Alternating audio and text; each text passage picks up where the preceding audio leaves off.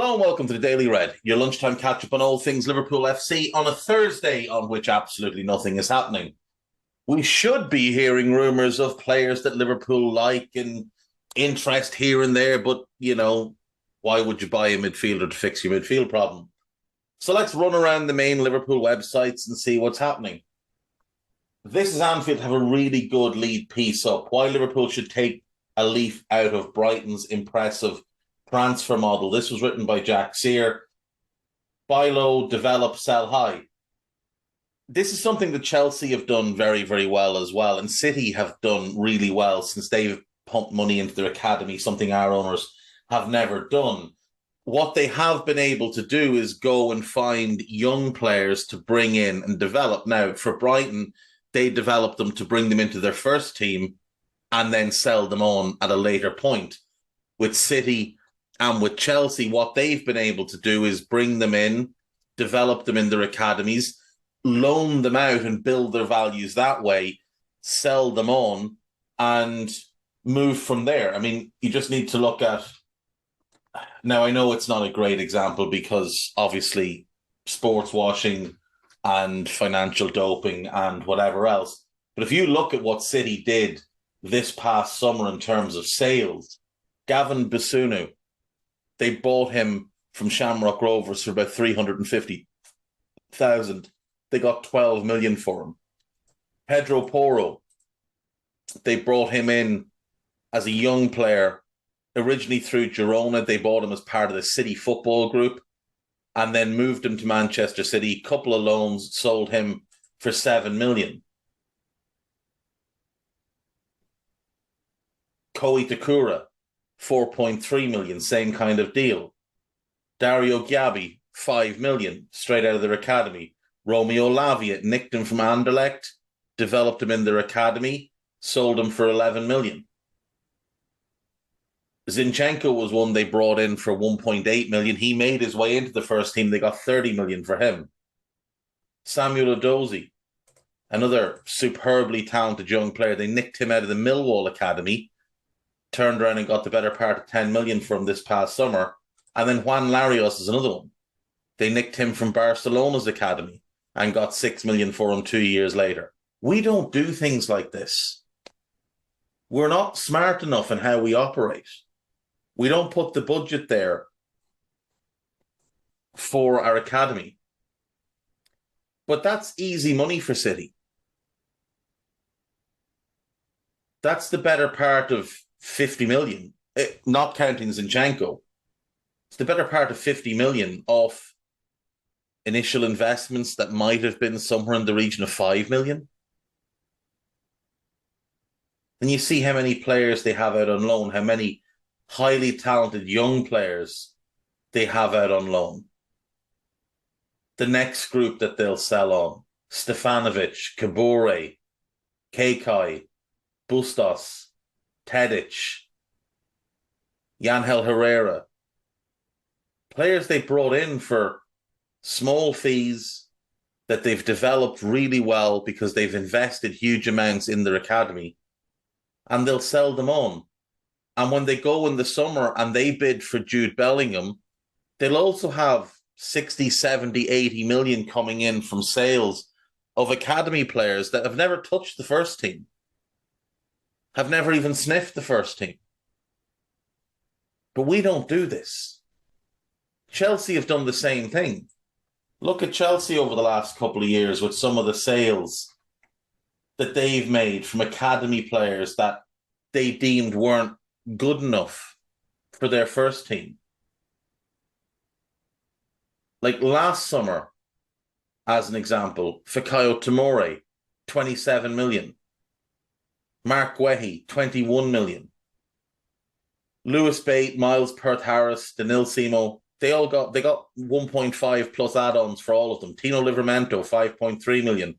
Tammy Abraham, 36 million. Ike Ugbo, 3.1 million. Even someone like Kurt Zuma that they bought as a young player for 10 million, purely with the intention of flipping him, they got 31.5 million for him. And they've done this fairly well over the last few years. It's one of the few things Chelsea have done well.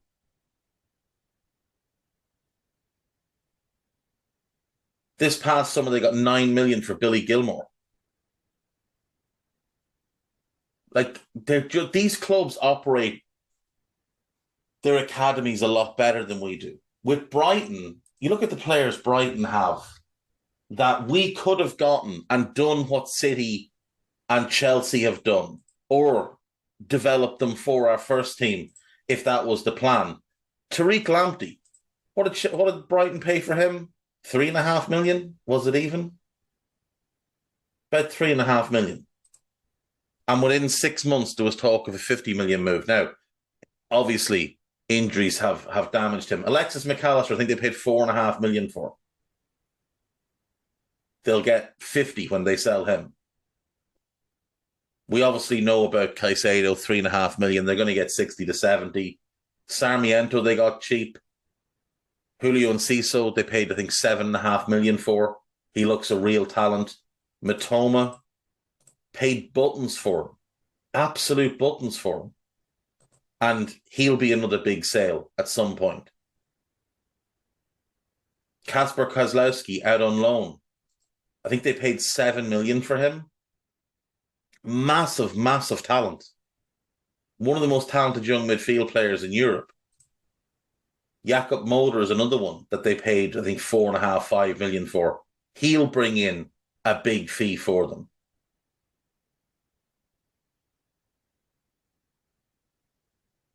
These clubs just operate in a manner that we, for whatever reason, don't. Now, my assumption is it's because the funding's not there. Because I would imagine this is something Michael Edwards very much wanted to get on board with, because you remember we did it a couple of times. We did it with Solanke. We did it with Ryan Brewster.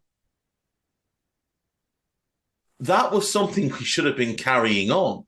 Now, it may well be that we'll turn around in a couple of years and we'll sell Harvey Elliott for 25 million, or we'll sell Fabio Carvalho for 20 million, or whatever. But we don't do it often enough. And we're bringing those players in and putting them straight into the first team. And we're promising them, fast track into the first team. Ben Doak's another one. Cade Gordon's another one. But we're promising them you're going into our first team. So we're not buying them to sell them. We're buying them with the intention of they stay and they play. And that's fine, as long as you're also getting ones that you can sell. As long as you're getting ones where your sole intention with them really is to sell them on. Because a lot of City's players, a lot of Chelsea's players, a lot of Brighton's players, the sole intention is, where's your next move and how much profit are we going to make? And we don't operate like that. We're just not ruthless enough. And I know people don't like to hear it, but players are commodities because this is a business. And players are assets of that business. You do have to put the human element aside. They are assets of the business. And people can say, oh, it's a bad thing for players. Is it? You go tell Romeo Lavia it's a bad thing for his career that he went to City. He's currently starting in the Premier League at 18. Basunu the same. You tell Mark Guehi, currently captain of Crystal Palace, that going to Chelsea was a mistake. Tell Fikayo Tomori to put that Serie A winners medal in the bin because joining Chelsea was a mistake. There's a way you can look after the players' best interests and the club's best interests. But the club's best interests have to come first. When you operate the way we do, this is how we should be conducting ourselves. So, yeah, I fully agree. Liverpool should take a leaf out of Brighton's book. And then they should take a chapter out of City's and a chapter out of Chelsea's. Liverpool's new homegrown squad issue and the players who can solve it. There isn't. There isn't a homegrown squad issue. There just isn't.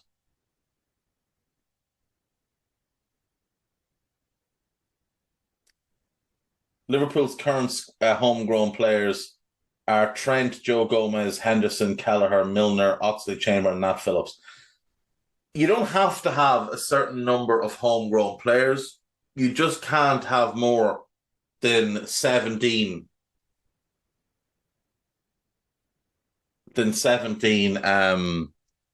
non-homegrown players. Players like Harvey Elliott, Curtis Jones, these are players that play regularly for us, and as long as Klopp will be here, we'll continue to do so. But next season, we have 9 players that actually will class as homegrown. Curtis Jones finally becomes a homegrown player. Sepp Vandenberg, he's not 21. He is 21. So Sepp Vandenberg will class as homegrown. Leighton Clarkson, Reece Williams, Jake Kane, Vitislav Yaros, Paul Glatzel, Jack Byrne, and Oladera Olafunwa. Now, let's be very, very honest about this. There are maybe 3 players on that list good enough to play for the first team. But it wouldn't surprise me if we see some of them registered in next season's squad. If they're just kept purely to be registered in next season's squad. We do have a bunch of young players who will eventually classify. Like Ben Doak will classify as a homegrown player when he reaches the age. Cade Gordon, the same. Harvey, Fabio, Tyler Morton's another one that will become homegrown. Pitaluga will become homegrown. Calvin Ramsey was bought in time to become a homegrown player. Connor Bradley is another one that will be a homegrown player. So we don't have a homegrown problem, and we never have had one. It's just something people like to make up. The same thing with these excuses that have been made for us not signing Moises Caicedo as an example in this window. Oh, well, he's not a homegrown player. It doesn't actually matter, because this season he doesn't count as either homegrown or non-homegrown. This season he counts as an under-21 player, in the same way Curtis Jones, who's older than him, counts as an under-21 player. So by next season, when he becomes a senior player, you have to register him as a senior player. Surely he just takes the spot that Naby Keita has vacated. There will be others that leave as well. You know, if we sign Jude, he doesn't count as a homegrown player next season. He doesn't count as a homegrown player the season after either. He won't classify till 25, 26. We have no homegrown player issue. Everything is fine. And there are many ways and means around it. And if you need to fill homegrown spots with senior players, your backup keeper, your third choice keeper, your backup fullbacks, your 5th centre back, your 7th midfielder, these are the type of things you fill with homegrown players. Because homegrown players come with a premium, because Brexit means Brexit. You don't waste big sums to buy a player just because they fill a quota spot. That's one of the things you don't take from City, is spending big money on mediocre dross in order to fill quota spots. 12 people or groups linked with buying Liverpool FC. The Ricketts family would very much be a big no thank you to the Ricketts family. Mr. Ricketts himself, a little bit of a racist, so we won't be taking him. Martin Broughton-led consortium. Well, the problem here is that his consortium contains another group of people on this list, and without them, he doesn't have the money or the pull to do this. Harris Blitzer Sports and Entertainment, I would take this one without question.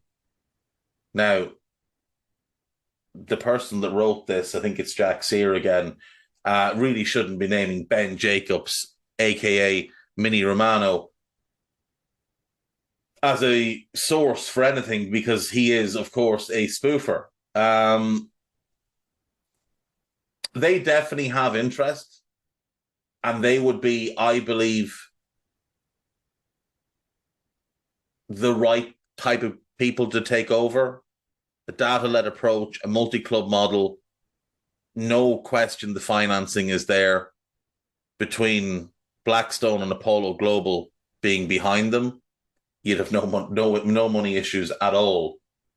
Um, they also could bring in a couple of others that they have done business with in the past. Ryan Smith, owner of the Utah Jazz, co-owns the Real Salt Lake MLS franchise with David Blitzer. John Texter, who is a part owner of Crystal Palace with them, would be another one worth keeping an eye on. He currently owns Botafogo in Brazil. He owns Lyon, or a part thereof. He owns Molenbeek as well in Belgium. So those four, Harris, Blitzer, Texter, and Smith, they would bring an awful lot to the table. And like I said, that multi-club model is something I'm very much in favor of. Something we've needed for quite a while. They, to me, would be the best possible outcome if it's an American owner. Mumtalakat Holding Company. This, I believe, is Bahrain's sovereign wealth fund. I don't know anything about them. Stephen Paluca, he currently owns the Boston Celtics and Atalanta. He was linked with Chelsea when he was looking at buying Chelsea.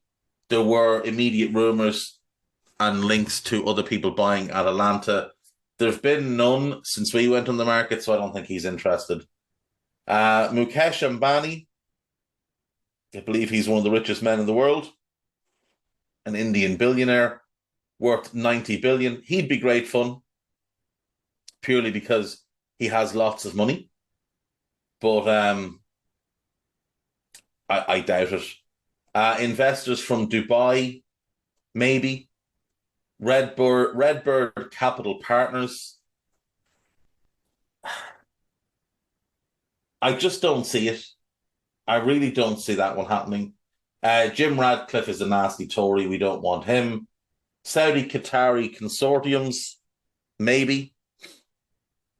Maybe that would work. But it could also get very messy. Investors from Germany.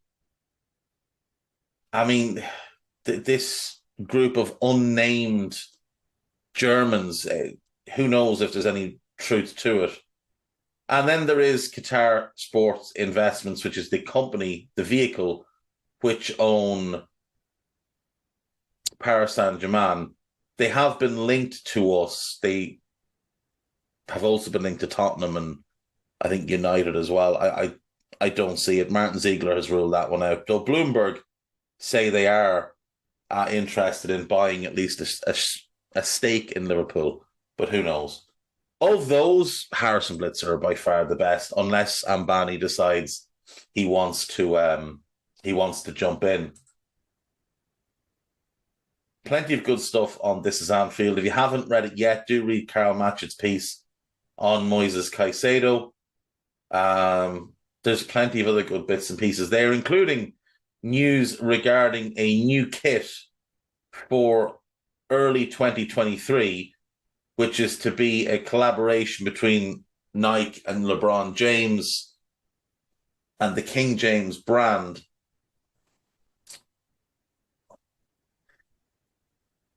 I didn't want Nike when we got them first because I think their kits are bland and generic. I wanted Adidas because their kits are actually cool. Nike obviously offered a deal that potentially was going to earn us the most money, but in truth was a massive disappointment, considering the numbers that had been floated before the deal was done. I wouldn't imagine we're actually getting the same type of money that we would have with a guaranteed deal from someone like Adidas. But yeah, look, hopefully this LeBron collab is good and hopefully the jerseys are cool. because thus far the Nike jerseys have been they've been a bit disappointing. Let's be fair. They're bland. They're generic. Liverpool, excuse me, Liverpool.com. Liverpool in transfer talks for $54 million duo as Jurgen Klopp meets demands of Juventus man. This is going to be some nonsense. Piece about Darwin Núñez. Alan Shearer apparently impressed with Darwin. Adrian Rabiot transfer claim. We will not be signing Adrian Rabiot. Midfield duo talks. Liverpool is in talks to sign Kefren Turam and Quadio Kone. That's according to Football Transfers. Well, you couldn't scrape the barrel much further. Look, Turam and Kone would be great signings. They really would. And we do need 4 midfielders. So if you could get those two and Jude and Núñez, it would be very, very good. It wouldn't be perfect, but it would be very, very good. But Kefren Turam's not going to be allowed to leave this window because Nice are currently selling Mario Lemina to Wolves. Kone, on the other hand, is available. Now, I think Kone's perfect for that right-sided role if we want to play it the way we used to play it. He's a better version of what used to be there.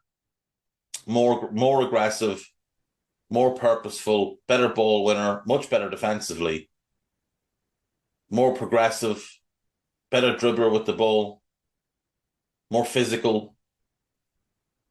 He'd be great there. Kefren Turam, really good long-term 6. But the play then is Caicedo for the left-sided role. And then one more like a Yunus Musa, and not spunk all your money on a 19-year-old.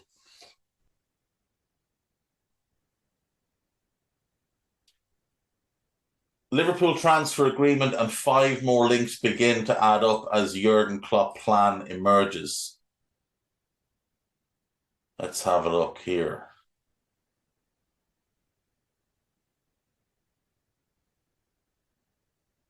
Núñez, Amrabat, Kone, Benacer, and Alexis McAllister. So you'll note we've been linked with Amrabat by Foot Mercato, who are an absolutely outrageously poor outlet. He has now allegedly decided he wants to go to Atletico Madrid. He has picked Atletico Madrid over us, if you believe the reports. Unfortunately, those reports are nonsense. He can't pick a club over a club that doesn't want him. So he maybe Atleti want him. We certainly didn't. Ismail Benacer. Matteo Moretto is the only one who's linked us to him. And that's most likely his agent just trying to pressure Milan into that new contract he's now agreed. And we've been linked to João Palhinha by Dean Jones. And if the Wall told me, if Molly told me we were interested in a player, I'd believe her before we believe Dean Jones. Neymar and Lionel Messi, we can't be arsed with that nonsense. Jurgen Klopp's 7-year wait could end as Man United delivers fresh Liverpool concern. Liverpool should repeat Darwin Núñez transfer very soon after seeing genius double January deal. So Benfica have signed one supremely talented player in Andreas Schrelderup. They've also signed another a Danish striker, Kasper Tengsted. Tengsted, I think. He is coming from Rosenborg.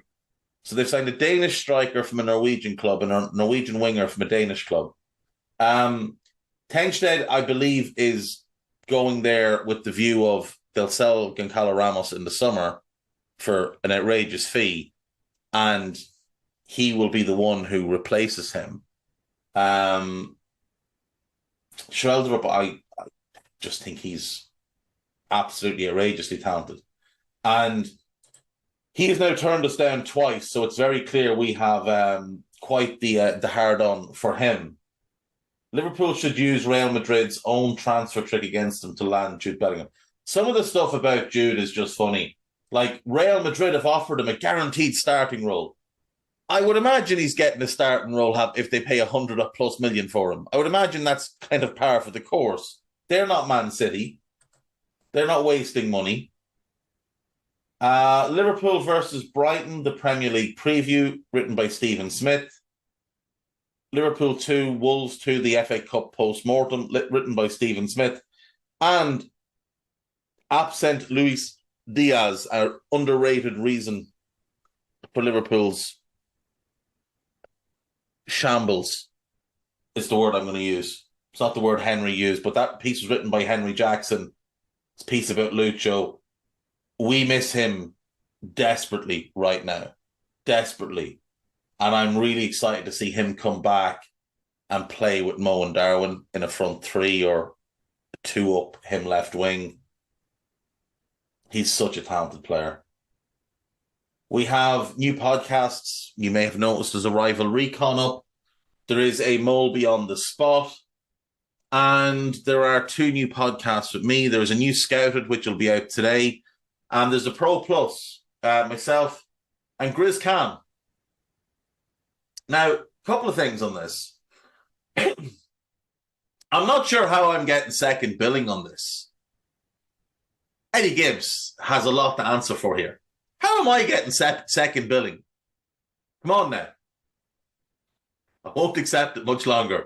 No, I think it's pretty good. The feedback thus far has been pretty good. We chatted for just over an hour about largely the midfield and what we need to do, and we'll do another one next week, and we'll see where we go from there. Yeah, went pretty well. So there you go. I'll see you tomorrow. Bye bye.